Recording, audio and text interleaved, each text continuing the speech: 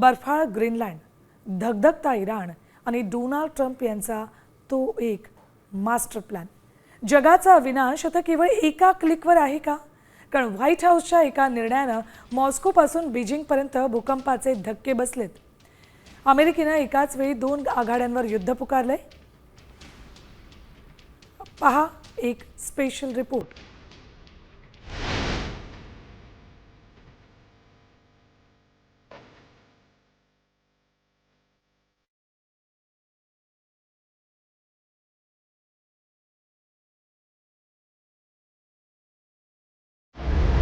जगातील राजकारण आता अशा वळणावर आलंय ज्या ठिकाणी कुठल्याही क्षणी तिसऱ्या महायुद्धाची ठिणगी पडू शकते.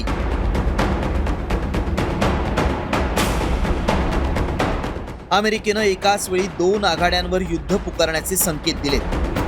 एकीकडे आर्कटिकमधील ग्रीनलँड आणि दुसरीकडे मध्य पूर्वेतील इराण. या 2 ठिकाणांवरून अमेरिका, रशिया आणि चीन यांच्यात थेट संघर्ष सुरू झालाय. व्हाईट हाऊसमध्ये झालेल्या एका महत्त्वाच्या बैठकीत अमेरिकेनं डेन्मार्कला उघडपणे सुनावलंय. ग्रीनलँड सांभाळणं त्यांच्या आवाक्याबाहेर आहे.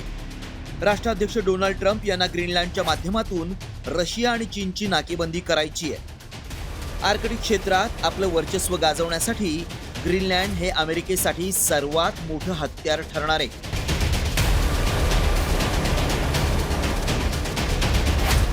दुसरीकडे इराणमधील अंतर्गत बंडाळीचा फायदा घेत अमेरिका तिथं लष्करी कारवाईच्या तयारीत आहे.